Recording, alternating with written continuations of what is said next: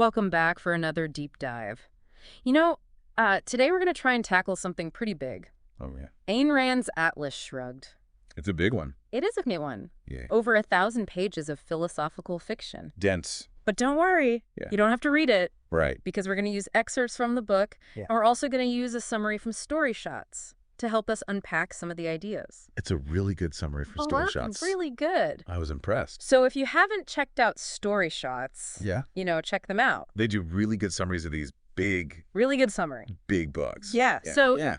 think of this as like a crash course in objectivism with a side of industrial intrigue. That's right. It's a novel that has sparked debates for decades. Oh, for sure. And for good reason. Yeah. I mean, it grapples with these really big questions about individualism and capitalism and, the role of government in society. And one of the things that really grabbed me at the start of this book is this mystery of talented, successful industrialists suddenly disappearing. Right. Like 1 minute they're at the top of their game, the next they're gone without a trace. Like a puzzle. It's like a puzzle, right? Yeah. You've got Ellis Wyatt, this oil tycoon who sets his own oil fields ablaze before he disappears. Crazy. You've got Andrew Stockton, who shuts down his thriving foundry. Right.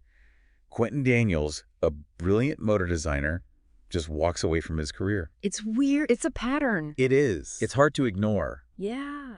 especially when you consider what's happening in the wider society. The wider society in Atlas Shrugged the World seems to be kind of crumbling around everyone. Yeah. Industries are failing. The government's tightening its control, and there's this, creeping mediocrity. Yeah, it's definitely a sense that these brilliant minds are rejecting a world that just no longer values their contributions. Yeah. It's like they were saying, if you don't appreciate what we create, we'll take it away and see how you manage without us. It makes you think, what would the world be like without innovators and creators and entrepreneurs? Right. It'd be a very different place. Yeah. And it's in this kind of chaotic world that we meet Dagny Taggart. Yeah, Dagny's a fascinating character. Oh, she is. She's the operating vice president of Taggart Transcontinental Railroad. Huge job. And she's fighting tooth and nail to keep these trains running in a world that seems determined to make her fail. She is not a damsel in distress. No. Can you imagine a woman running a railroad empire? Right. In a world that's on the brink of collapse? That's Dagny Taggart. Yep. She's strong. She's capable. She's fiercely independent. And she's driven by this deep belief in the power of individual achievement. Mm-hmm. She sees the value in competence and hard work. Yeah. And she's constantly frustrated by the incompetence and the corruption that surrounds her. It's like she's swimming against the tide. Yeah. The world of Atlas Shrugged seems to be pushing for this mediocrity, for everyone to be equal regardless of their talent or effort. You see that in the policies that are enacted by the government. Yeah. Like the Equalization of Opportunity Bill. Right. Which essentially limits the success of the most capable people. Wow. It's as if the government is saying you can't be too successful because that would make other people feel bad. Right. You know? Interesting. Yeah. But Dagny refuses to play by those rules. She does. She believes in earning her success, in building something great through her own hard work and ingenuity. Yeah. And that brings us to Hank Rearden, the brilliant inventor of Rearden metal. Yeah, Rearden is a perfect example of the kind of individual Ayn Rand celebrates in Atlas Shrugged. Okay. He's a self-made man, a creator who believes in the power of reason and the moral value of production. He doesn't just invent Rearden metal, he embodies its strength and its resilience. But he's constantly facing obstacles. He is. The government's trying to control his business, public opinion's turning against him, even his own family doesn't understand him. That's right. He represents that conflict between those who create and those who want to control or exploit the creations. He believes in rational self-interest, not in sacrificing himself for others. Okay. He believes in trading value for value, not in handouts or government favors. Right. And that really puts him at odds with the prevailing morality of the world around him. That makes you think about the different ways we define success and the values we prioritize. Yeah. And then there's Francisco d'Anconia, who seems like the complete opposite of Rearden at first glance. Francisco. Right. He's a fascinating character full of contradictions. Yes. He's a childhood friend of Dagny's and heir to a vast copper fortune, but he initially comes across as this careless playboy, Yeah. squandering his wealth and seemingly indifferent to the world's problems. Totally. And Dagny is completely baffled by him. Yes. She cannot understand why someone so brilliant and capable would choose to live such a seemingly meaningless life. Yeah. But there's more to Francisco than meets the eye. Absolutely. Right. He's playing a long game. And his actions, though often misunderstood, are driven by this deep-seated belief in individual freedom and a desire to expose the flaws of a system that's destroying the very foundations of a free society. And all throughout the story, Yes. there's this question that keeps popping up. Yeah. Who is John Galt? It's a question that haunts the character. Yes, really does. It becomes this symbol of the growing frustration and despair that many people feel in this decaying world. Mm-hmm. It's like they're searching for an answer. Right. They're searching for a solution. Yeah. Someone who can show them a different way. Right. A better way. Like that question represents the missing piece of the puzzle. You know, the men of the mind. These creators and innovators who are disappearing, they seem to know who John Galt is. Yeah. But those who are left behind are struggling to find the answer. Right. And as that frustration and despair builds, it leads to one of the most dramatic events in the book. Oh, yeah. The strike. The strike. The men of the mind, the inventors, the artists, the industrialists, the thinkers, they decide they've had enough. Yeah. They withdraw from a society that doesn't value their contributions. Right. That seems to punish success and reward mediocrity. Punish success and reward mediocrity. Like, just think about that for a second. Yeah. These aren't just factory workers walking off the job. Right. These are the people who drive innovation, who create new technologies, who build businesses and generate wealth. Yeah. What happens when they just stop? That's exactly what Ayn Rand explores in the novel. The world starts to fall apart. The lights go out. Trains stop running. Industries collapse. Wow. It's a stark illustration of what happens when you take the creators out of the equation. She's showing us that a society can't survive without individual initiative and the freedom to create. Precisely. The strike is more than just a labor dispute. It's a philosophical statement about the essential role of individual creativity and production in sustaining a civilization. But where do these brilliant minds go? Well, They don't just vanish into thin air. they create their own haven, this hidden valley called Galt's Gulch. Gulch. Gulch. Okay, now things are starting to get really interesting. Yeah. Tell me more about this place. It sounds like a utopia, Mm-hmm. a paradise for those who want to escape the crumbling world outside.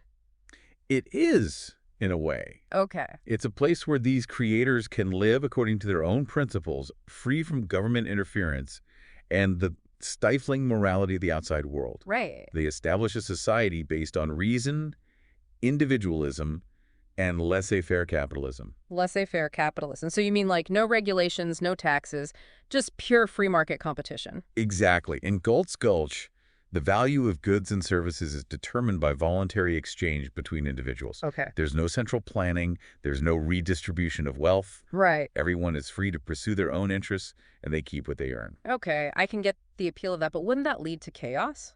Well, What about things like healthcare education or protecting the environment? right. Who takes care of those things in a purely individualistic society? That's where the philosophy of objectivism comes in. Yeah. You know, Ayn Rand believed that rational self-interest is the guiding principle of morality. Mm-hmm. But she didn't equate that with selfishness. Okay. She argued that individuals can flourish and they can cooperate without sacrificing their own values or being forced to serve the needs of others. So how does that work in Galt's Gulch? Well, How do they address those societal needs without government intervention? they rely on voluntary cooperation and private initiative. Okay. For example, if someone needs health care, Yeah. they can pay for it directly, or they can join a mutual aid society. Right. Education is provided through private schools and mentoring relationships. Okay. And environmental protection is seen as a matter of individual responsibility, Yeah. you know, with property owners having a vested interest in preserving the value of their land. That's a very different way of looking at things. Yeah. It's like they're saying that individuals acting in their own rational self-interest can create a society that's both prosperous and just. That's the idea, at least whether or not it's a realistic model for the real world, is a matter of debate, of course. Of course. But it's a fascinating thought experiment. Yeah. And it's in this hidden valley that we finally meet the mysterious John Galt. Yes, he is the mastermind behind the strike, Okay. the architect of Galt's Gulch, and the living embodiment of the philosophy of objectivism. So who is he? Well, It's his story. John Galt is a man of extraordinary intellect and ability. Okay. He's an inventor, he's a philosopher, and he's a leader. Right. And he's deeply disillusioned with the world outside, a world that he sees as hostile to uh, reason, individualism, and the pursuit of excellence. So he decides to create his own world, his own society where these values can flourish. Exactly, and it's through John Galt that Ayn Rand unveils her philosophy in its full glory. Okay. He delivers this lengthy radio address that lays out the principles of objectivism and explains why he believes the world is on the wrong track. Okay, so let's talk about that speech. It's one of the most famous parts of Atlas Shrugged. What does John Galt have to say? Well, he starts by defending the power of reason Okay. and the importance of individual rights. Mm-hmm. He argues that individuals have the right to live for their own sake, to pursue their own happiness, and to keep the fruits of their labor. Okay. He rejects altruism, Altruism. the idea that individuals have a moral obligation to sacrifice themselves for the good of others. That sounds pretty radical. Isn't altruism considered a virtue in most societies? It is, but Ayn Rand saw it as a dangerous and destructive idea. Mm. She believed that altruism leads to the suppression of individual talent, the erosion of personal responsibility, and the rise of collectivism, where the individual is subservient to the state. So if altruism is wrong, what's the right way to live? Well, What does John Galt propose as an alternative? he advocates for a philosophy of rational egoism. Okay. He believes that individuals should act in their own self-interest, but he defines self-interest in a very specific way. He argues that true self-interest lies in pursuing rational goals, in developing one's talents, in creating value, and in trading with others on a voluntary basis. So it's not just about being selfish and greedy. No, not at all. It's about recognizing that individuals have the right to pursue their own happiness, and that the best way to create a prosperous and just society is to allow individuals to flourish and pursue their own goals without interference from the government or any other coercive force. That's a pretty bold statement, and it's definitely a different way of looking at the world than what we're used to hearing. Absolutely. John Galt's speech is a challenge, a provocation. Oh. It forces us to question our assumptions about the role of government, the nature of morality, and the relationship between the individual and society. It's like he's saying, wake up, stop accepting the status quo, think for yourself, and don't be afraid to challenge the prevailing wisdom. That's a great way to put it. Yeah. John Galt's speech is a call to action, an invitation to embrace the power of reason and individualism. Mm. It's a reminder that we have the power to create a better world, but only if we're willing to think critically, to challenge conventional thinking, and to act in accordance with our own rational values. Wow, that's a lot to unpack. It seems like Ayn Rand is really trying to shake things up to make us question everything we thought we knew about the world. Exactly.